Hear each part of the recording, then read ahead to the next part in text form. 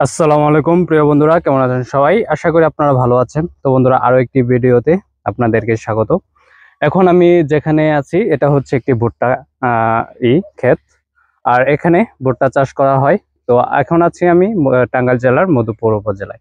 তো ভুট্টা একটি খুবই ভালো একটি ফসল, এবং এটি অনেক কাজে ব্যবহার করা হয়। ভুট্টা দিয়ে অনেক কিছু উৎপাদন করা হয়। ভুট্টার তেল হয়, এরপর ভুট্টা রান্না করে খাওয়া যায়। এরপর গরু গরু এবং পোলট্রির বিভিন্ন খাবার তৈরি করা হয় ভুট্টা থেকে। তো এই ভুট্টা চাষগুলো করা হচ্ছে মধুপুরে। আর মধুপুরের মাটিটি হচ্ছে অনেক উর্বর মাটি। এই মাটিতে যে কোনো ফসলই খুব ভালো উৎপাদন হয়। তারই ধারাবাহিকতায় এখন কৃষকরা ভুট্টা চাষেও একটু আগ্রহ হচ্ছে। তো আমার পাশে দেখতে পাচ্ছেন অনেক ভুট্টা গাছ রয়েছে। এগুলো হচ্ছে ভুট্টা এই হয়েছে। এই যে এগুলো ভুট্টা ধরেছে, এগুলো সব ভুট্টা। তো ভুট্টাগুলো এখনো পরিপক্ক হয়নি, খাওয়ার উপযুক্ত হয়নি। আর কিছুদিন পর ভুট্টাগুলো খাওয়ার উপযুক্ত হয়ে যাবে। তো বন্ধুরা, ভুট্টা চাষ করার জন্য আপনাদের জমি ভালোভাবে দিতে হবে, চাষ করতে হবে। জমি চাষ করার পর এরপর সেখানে একটা একটা করে বীজ বপন করতে হয় লাইন করে।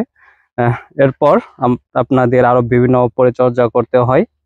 এখানে দেখতে পাচ্ছেন একটি করে লাইন দেওয়া হয়েছে। এখানে প্রত্যেকটা লাইন, এটাকে আমরা গ্রামীণ ভাষায় বলে থাকি আইল বা কেল বলে থাকি।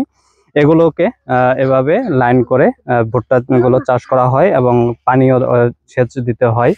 এরপর আগাছা পরিষ্কার করতে হয়, অনেক পরিচর্যা করতে হয়। এভাবেই ভুট্টাগুলো চাষ করা হয়। আর এই ভুট্টাগুলো চাষ করার পরে অনেক ধরনের পোকা আক্রমণ করে। এই পোকাগুলো দমন করার জন্য বিষ প্রয়োগ করা হয় বা কীটনাশক প্রয়োগ করা হয়। এরপর হচ্ছে শেষ পর্যন্ত ভুট্টাগুলো এখান থেকে করে তুলে নিয়ে এরপর মেশিনে নিয়ে বা করতে হয়, ভাঙাতে হয়। তো বন্ধুরা, এই ছিল ভুট্টার যে চাষ প্রক্রিয়া সেটি।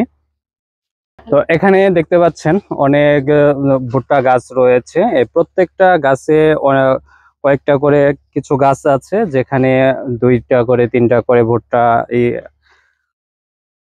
ই হয়েছে, ধরেছে। আবার কিছু গাছ আছে যেখানে একটা করে ভুট্টা হয়েছে। এখানে দেখতে পাচ্ছেন আশেপাশে শুধু ভুট্টা গাছ। আমরা যদি একটু উপর থেকে দেখাই, এদিকে শুধু ভুট্টা গাছ দেখতে পাচ্ছেন।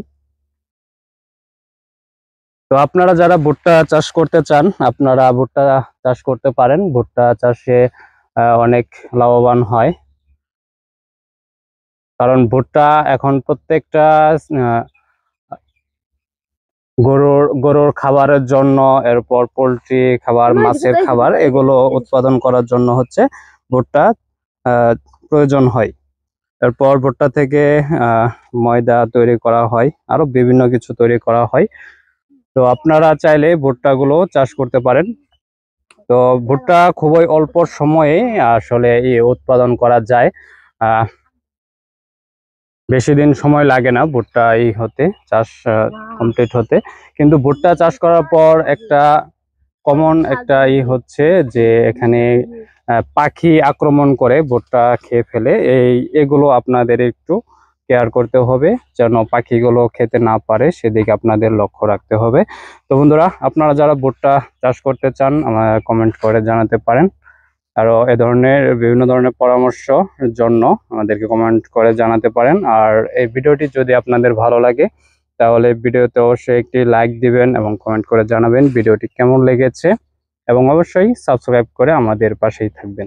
তো বন্ধুরা, আবার কোনো নেক্সট কোনো ভিডিওতে নতুন কোনো কৃষি আহ ফসল নিয়ে আবার আপনাদের মাঝে চলে আসব। তো বন্ধুরা, আজকে আশা করি আপনারা বুঝতে পেরেছেন। এই ভুট্টা ক্ষেত থেকে আজকের মতো এখানে ভিডিও শেষ করছি।